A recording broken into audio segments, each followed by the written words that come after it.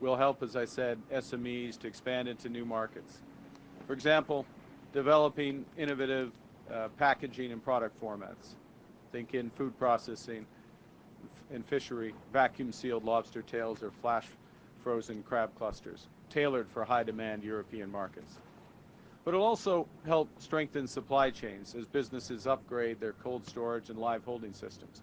So products can stay longer, fresher for longer, and make it easier to reach more export markets overseas. And our manufacturing and resource industries will also benefit. Par exemple, les producteurs d'acier peuvent moderniser les usines de fabrication pour la construction et la construction navale. Et les scieries de bois d'œuvre peuvent intensifier leurs activités afin de répondre à la demande nationale et internationale croissante en matière de construction durable. Enfin, les entreprises peuvent moderniser leurs usines de transformation en optimisant le classement, le tri et les chaînes d'emballage afin d'améliorer leur efficacité et leur constance. So equipping Atlantic Canadian businesses with the tools they need to respond to new challenges, to innovate, to modernize, to expand operations and customer bases, to take full advantage of new opportunities. These are the ambitions that align with the missions and what's guiding your government to build lasting economic strength.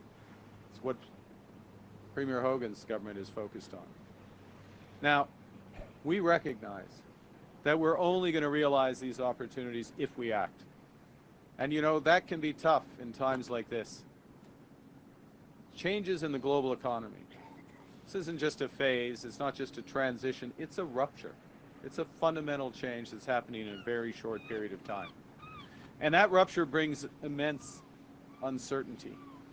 And when you have that big uncertainty, that can paralyze decision-making, hold back investment, and stifle growth.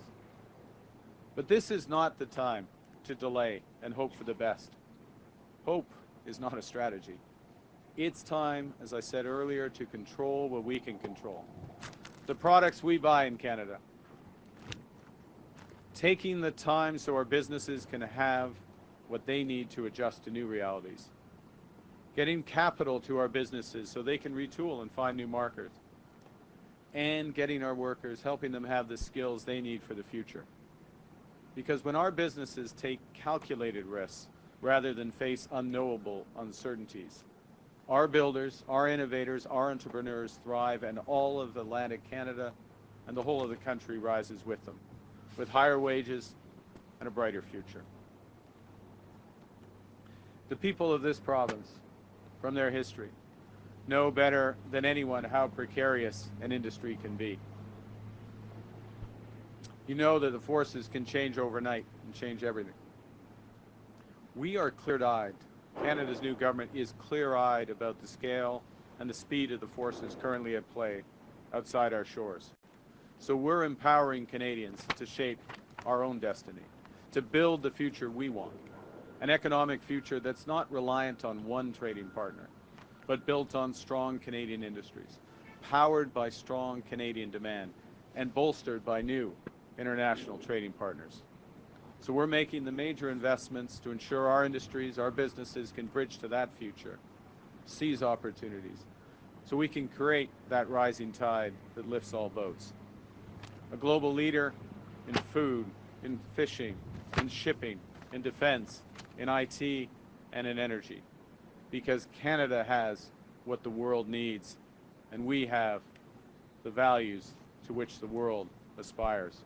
Because together, stronger, we are building Canada strong. Thank you very much. Merci beaucoup, and I look forward to your questions.